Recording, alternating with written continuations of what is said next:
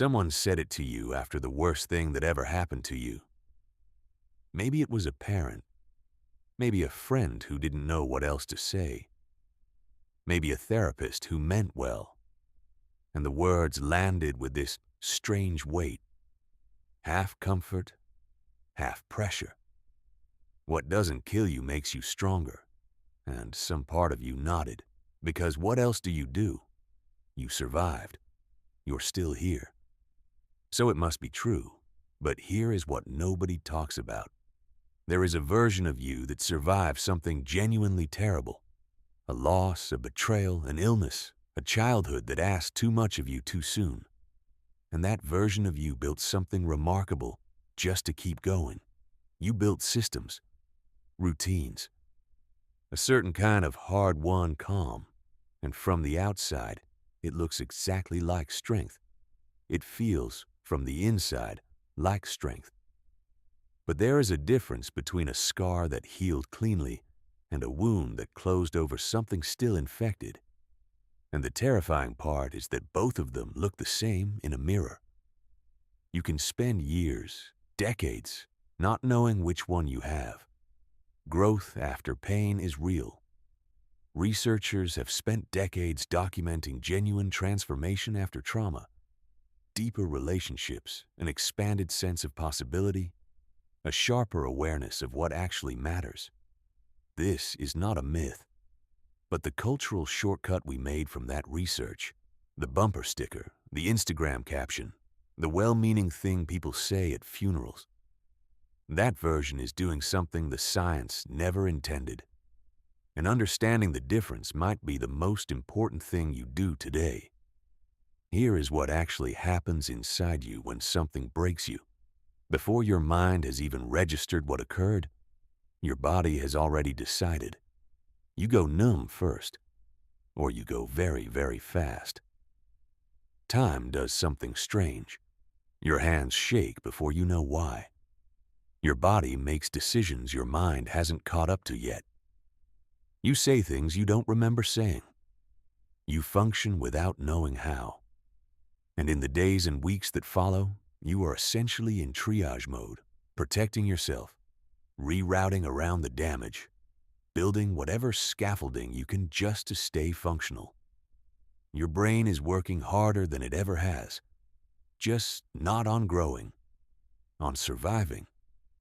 Not because you are weak, because you are human, and that is exactly what humans do. This is adaptation. And adaptation is genuinely extraordinary. You become harder to break in the specific way that broke you before. Your threshold shifts. Your alarm system recalibrates. You seem steadier now, more composed, less reactive. Things that would have floored you before just don't anymore. And if someone is watching from the outside, they see someone who came through it. Someone who is, by all appearances, stronger. And here is where the glitch happens. Because adaptation and growth are not the same thing. They feel identical. They look identical.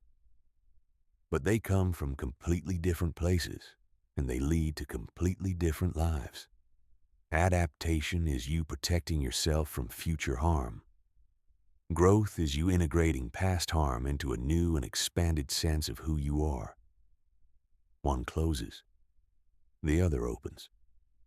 And the brutal, honest question, the one most people never get to ask because everyone around them is too busy admiring their resilience, is this: which one actually happened to you? Think about it this way. Your emotional life is a room. Before the difficult thing happened, that room had a certain amount of space, furniture, light, some mess, some openness. Then something happened that was too large for the room, and you, because you had no other choice, rearranged everything to accommodate it, pushed things into corners, stacked things on top of each other, made it work. You can still live in that room. You can function perfectly well in that room. But the room didn't get bigger. It got more organized around an absence. And sometimes when it's very quiet, you can feel exactly where the missing space is. Real growth is when the room actually expands, when the experience doesn't just get managed. It gets folded into who you are in a way that adds rather than subtracts. But research shows this only happens under specific conditions. It requires sitting with what happened on purpose, not the obsessive replaying your brain does at 3 a.m., but choosing deliberately to ask what this experience meant and what it changed in you. It requires being able to place the event inside a story about your life that makes some kind of sense, not a story that erases the pain, but one that holds it accurately alongside everything else you are. And critically, it almost always requires another person, not someone who tells you you're strong, someone who sits with you in the room and helps you find out whether there is more space than you think. Here is what blocks it: speed, social pressure, the performance of recovery.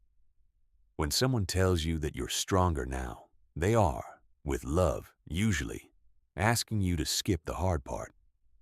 They are offering you an exit from the slow, uncomfortable work that real growth actually requires.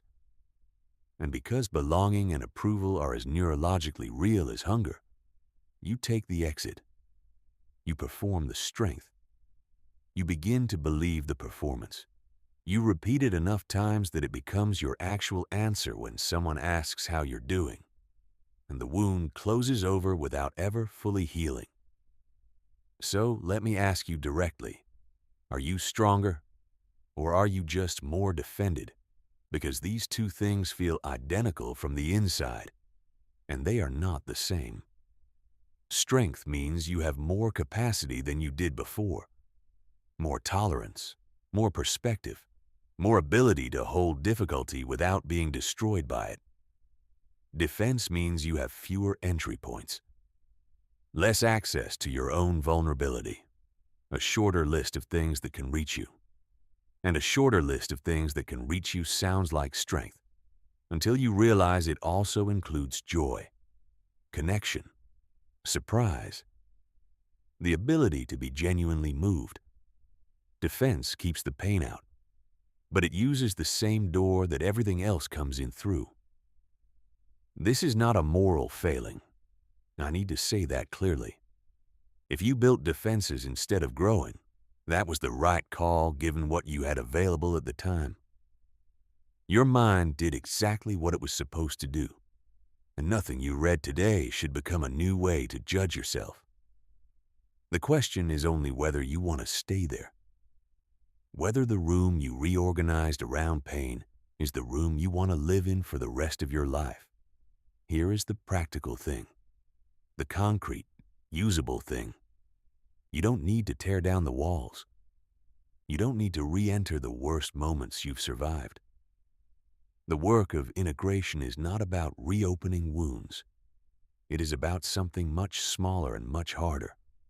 It is about finding one honest question and sitting with it long enough to hear the real answer. Not, am I over it? But, what do I still organize my life around avoiding? Not, did this make me stronger? But what became possible after this, and what became impossible, and have I actually acknowledged both? The small version of this, the rep that builds the muscle, is simply refusing the easy answer. The next time someone calls you resilient, ask yourself privately what it actually cost. Not to punish yourself, not to re-traumatize yourself, just to give the experience its accurate weight. Because growth, the real kind, begins with accuracy, not with gratitude, not with reframing, with honest accounting. And honest accounting doesn't have to take long. It doesn't have to be a therapy session or a journal entry or a conversation.